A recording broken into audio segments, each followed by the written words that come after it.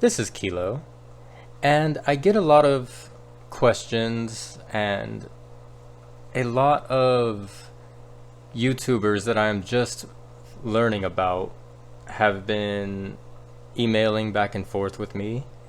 And I found some channels recently who have subscribed to me, and I got to see some pretty cool content from.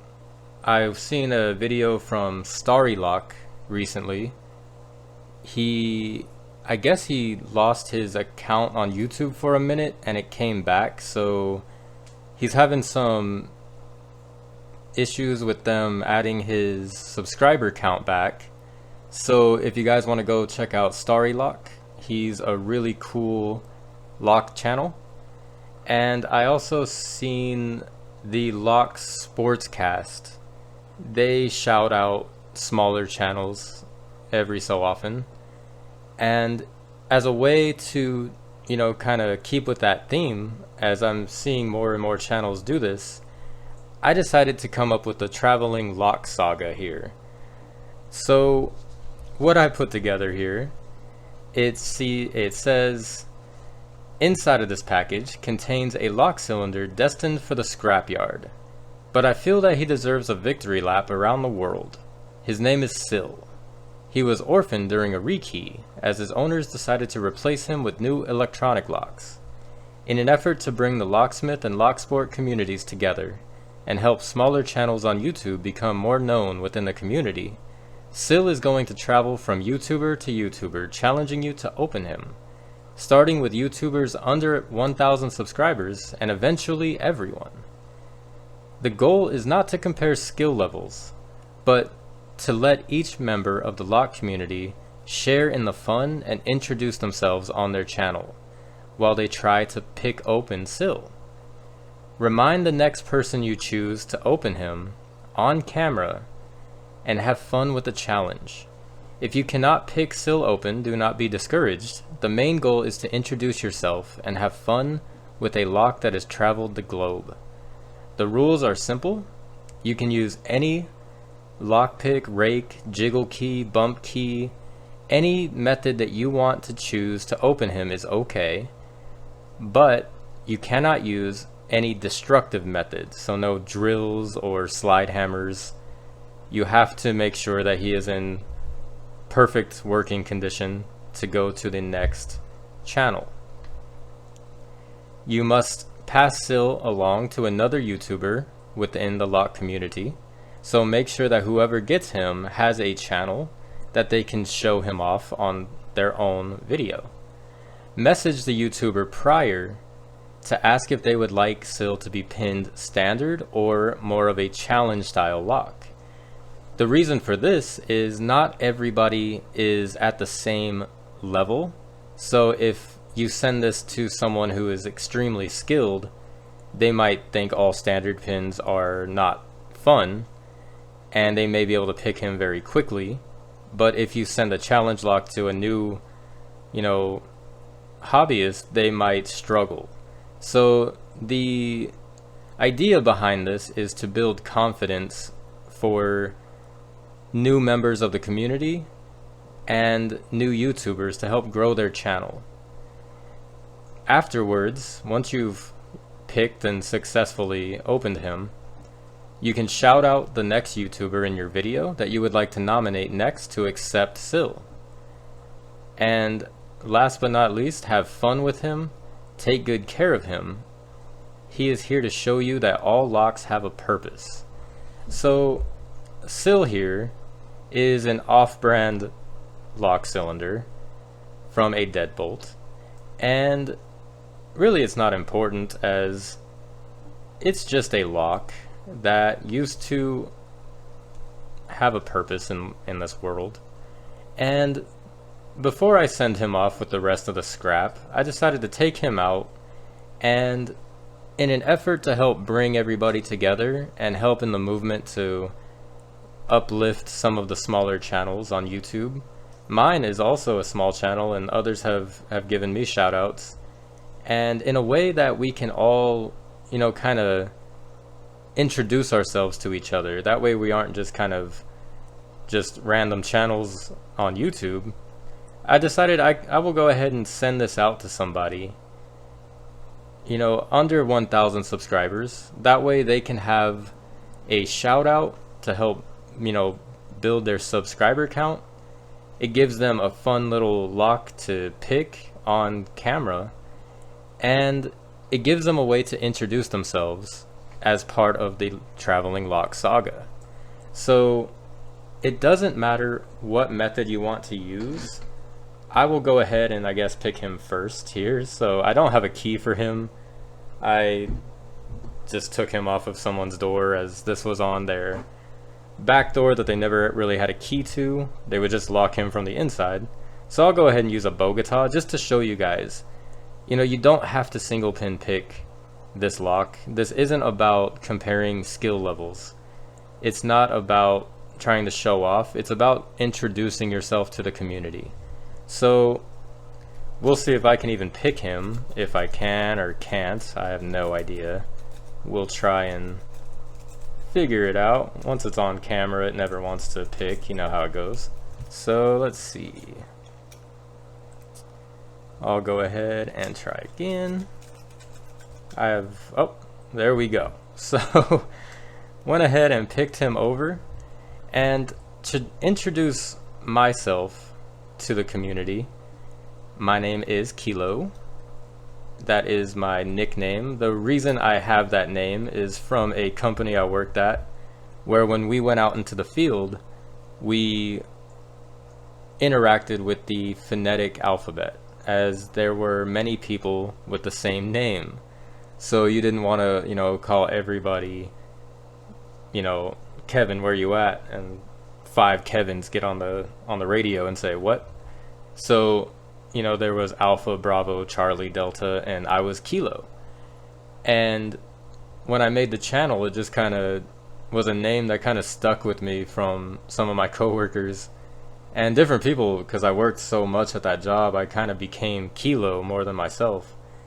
And it just kind of rolled off the tongue there with lock and Kilo. So just a play on words. And I originally started out as a carpenter's apprentice. I wanted to become a builder. That is what I wanted to do. I wanted to build things.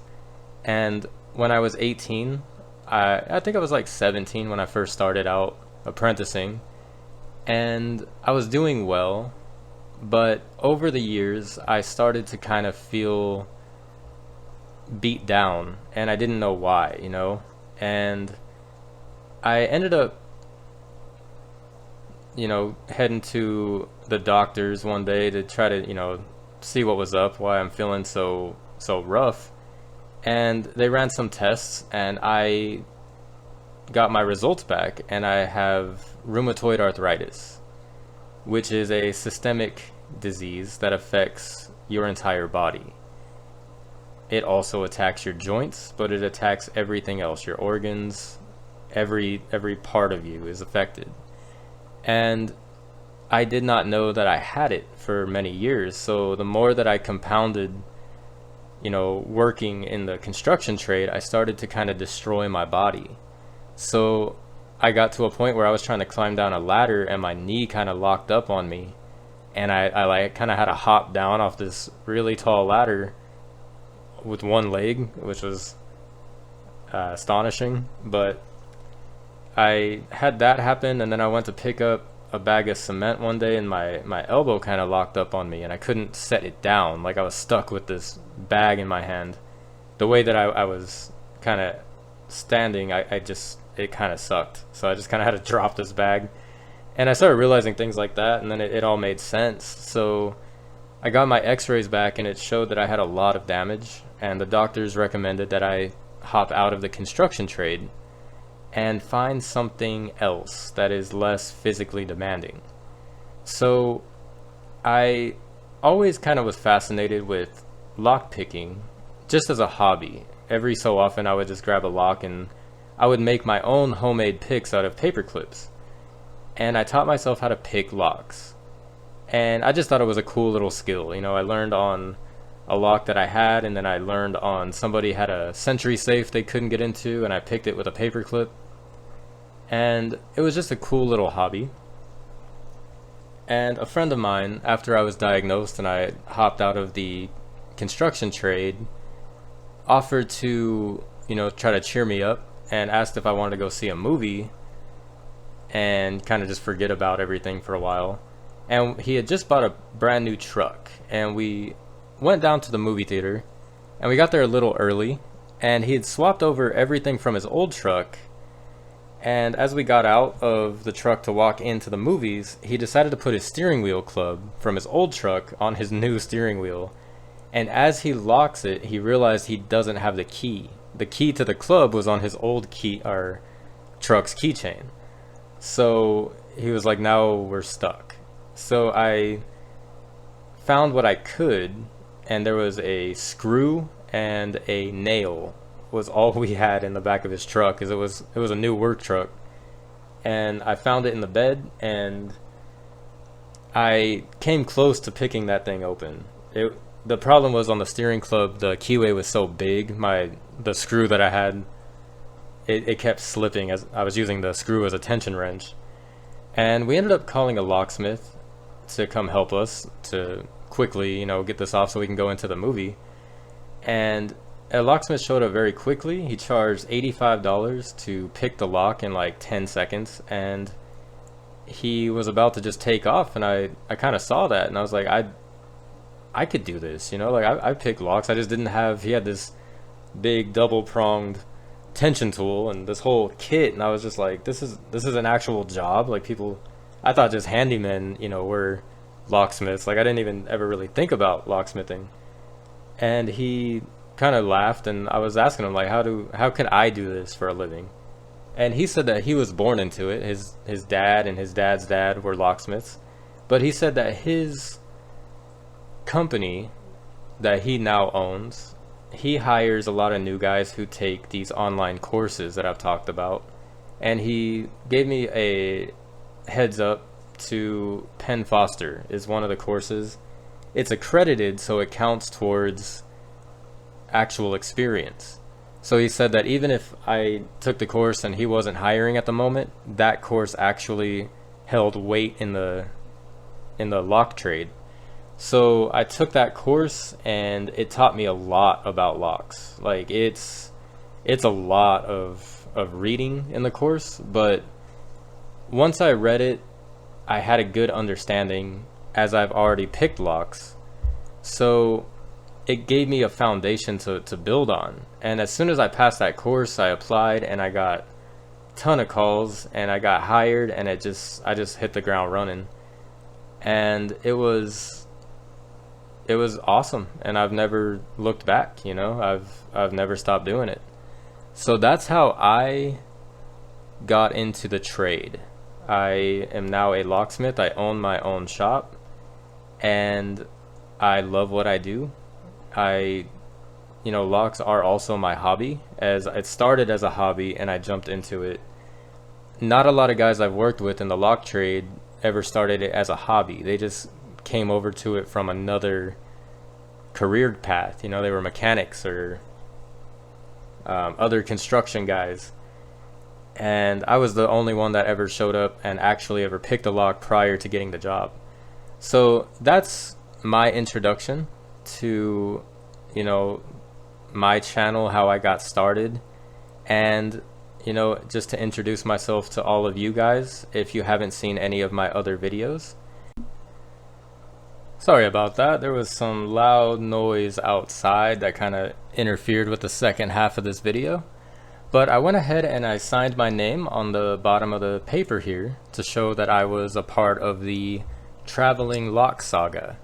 So whoever grabs this cylinder here will go ahead, once you pick it, you can go ahead and sign your name to show that you are a part of the saga here.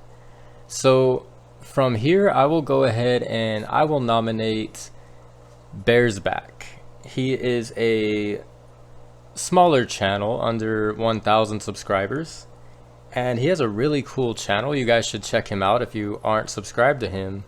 He is a great lock picker. He's knowledgeable, he gives you a lot of cool info, and he's a really nice guy. So I will go ahead and nominate him to receive old Syl here. And, you know, we can give him a chance to kind of bring the community together, and he can nominate someone after this.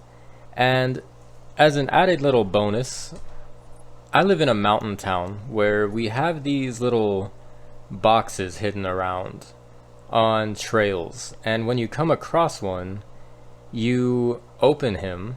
Sometimes they're just, you know, they could be anything, a lunchbox even.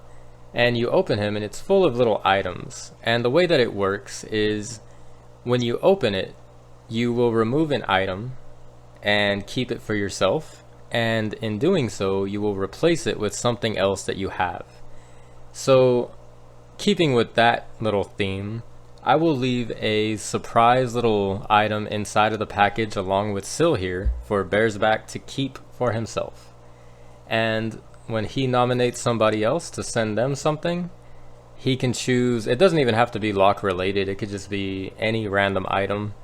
Sometimes when we come across these trails, you'll open it and there's a Hot Wheel car, and someone will take that and replace it with an action figure, or, you know, a quarter even. And that will just be something that the recipient will get to keep forever from this little saga that we have going, and hopefully catches on. So I hope you guys like the idea, and I look forward to seeing, you know, Syl hopefully travel the globe here. So thank you guys for watching, stay safe out there, and have a nice day.